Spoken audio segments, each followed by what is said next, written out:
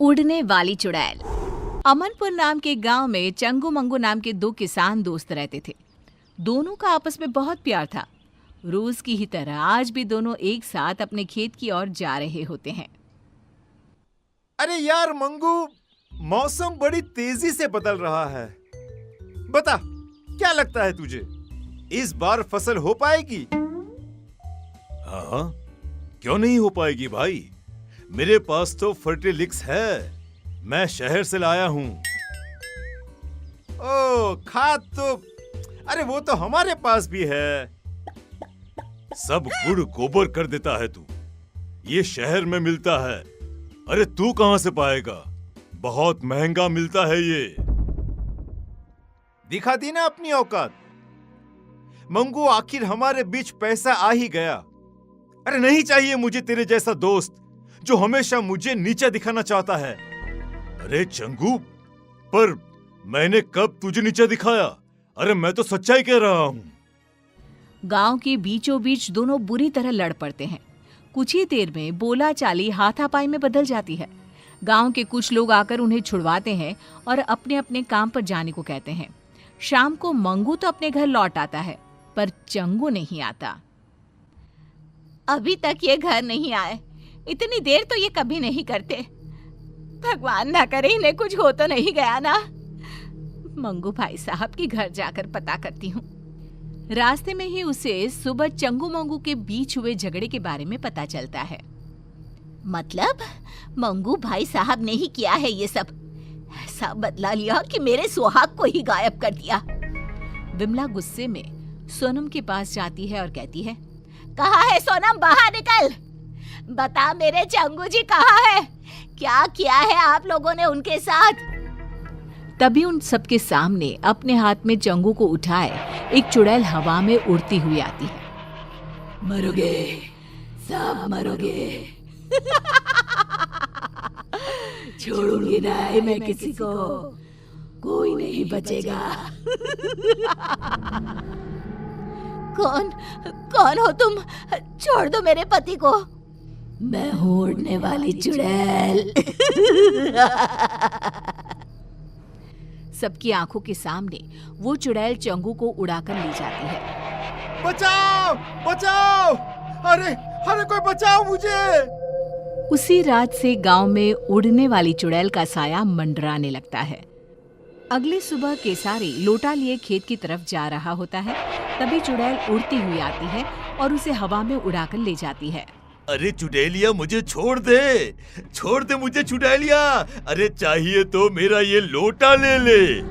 तेरे लोटे का मैं क्या करूंगी? मुझे जो तेरी चर्बी चाहिए, चर्बी। चुड़ैल चंगू की तरह ही केसारी को गांव के बीचों बीच हवा में घुमाती हुई गायब हो जाती है। धीरे धीरे चुड़ैल का प्रकोप गांव में बढ़ता ही जाता है। आए दिन कोई ना कोई गांव से गायब हो जाता। धीरे धीरे कर लोग घर से निकलना भी बंद करने लगते हैं। फिर एक दिन, ऐसा कब तक चलेगा? अरे कब तक हम लोग घर पे बैठे रहेंगे? अब तो कोई अपने घरों के छत पर भी नहीं जाता। इस चुड़ैल से छुटकारा पाने का कोई ना कोई रास्ता तो निकालना ही पड़ेगा। हाँ जी, बिल्कुल सही कह रहे हैं आप। अरे पर हम लोग करेंगे क्या? पीछा करेंगे उस चुड़ैल का। पता तो करना ही होगा कि वो चुड़ैल गांव वालों को कहाँ ले जाती है। पर वो तो अचानक ही कहीं गायब हो जाती है। कहाँ से हम पता लगा पाएंगे कि वो कहाँ जाती है? गेहूं की एक पोटली तो लाना सोनम। ये पोटली ही आज सभी गांव वालों का ठिकाना बताएगी।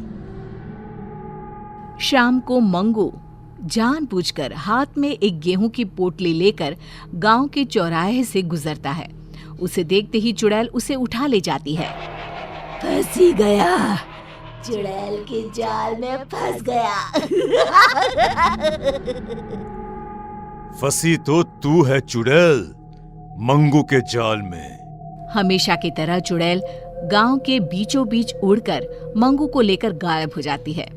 चुड़ैल के अदृश्य होते ही मंगू अपनी पोटली से गेहूं के दाने नीचे डालना शुरू कर देता है। दानों का पीछा करते हुए सभी गांव वाले एक अलग ही दुनिया में पहुंच जाते हैं। एक ऐसी दुनिया जहां हर तरफ इंसान की शक्ल की सब्जियां थी। तो कौन नया गांव मालूम पड़ता है। अरे भैया वो देखिए हमारे चंगू जी पेड़ पर आधे टमाटर बनकर लटक रहे हैं। अरे कुछ कीजिए, उनको बचाइए ना। अरे वो देखो भिंडी, केसारी ही लागत है। मतलब उड़ने वाली चुड़ैल सभी को सब्जी में बदल देती है। मतलब ये सभी सब्जियां इंसान ही हैं। इन लोगों को हम बचाए तो बचाए कैसे? तभी पेड़ पर लगा एक टमाटर कहता है, इस गांव को श्राप है कि अगर किसी ने एक भी सब्जी तोड़ी तो सभी की सभी सब्जियां इंसान में बदल जाएंगी। पर चुड़ैल के रहते कोई सब्जी को छू भी नहीं सकता। अरे वो आती ही होगी, तुम लोग भी कहीं छुप जाओ, जाओ जल्दी। ये सारी बातें मंगू सुन लेता है। वो चालाक तो था ही। वो चुड़ैल से कहता है, जो मर्जी तुम्हारी, वो सब्जी मुझे बना दो, मगर बाहर धूप में जो सब्जियां सड़कर टूट गई तो? मेरी सब्जियां टूट नहीं सकती, उन्हें ताजा रहना होगा। तो किसी को सब्जियों को पानी देने के लिए क्यों नहीं रख लेती? हाँ, ये सही रहेगा, पर ये काम करेगा कौन? हाँ, वैसे तो मुझे मटर बनना था, पर ये काम भी चलेगा। जाओ चुड़ैल, तुम आराम करो, तब तक मैं सब्जियों को पानी दे आता हूँ। मंगू बाहर जाता है और सब्जियों को पानी देने के बहाने एक सब्जी तोड़ लेता है। जैसे ही वो सब्जी तोड़ता है, जादुई नगरी खत्म हो जाती है। सभी सब्जियां इंसानों में बदल जाती है। तभी वहां भागती हुई एक खूबसूरत लड़की आती है। मैं एक श्रापित राजकुमारी थी। जब तक कोई छुपकर सब्जी नहीं तोड़ता, मैं आजाद नहीं हो सकती थी। तो मुझे बताओ, तुमने कभी किसी को सब्जी तोड़ने क्यों नहीं दी? ये श्राप था ही ऐसा। मुझे सभी को सब्जी तोड़ने से रोकना था। बाकी मुझे कुछ भी याद नहीं था। श्राप ने मेरी बुद्धि ले ली थी। पर आज जब मंगू ने हिम्मत दिखाई और सब्जी तोड़ी, तो सभी के साथ मैं भी मुक्त हो गई। मंगू की समझदारी सभी को बचा लेती है। सभी लोग वापस गांव आ जाते हैं। चंगू मंगू फिर से अच्छे दोस्त बन जाते हैं।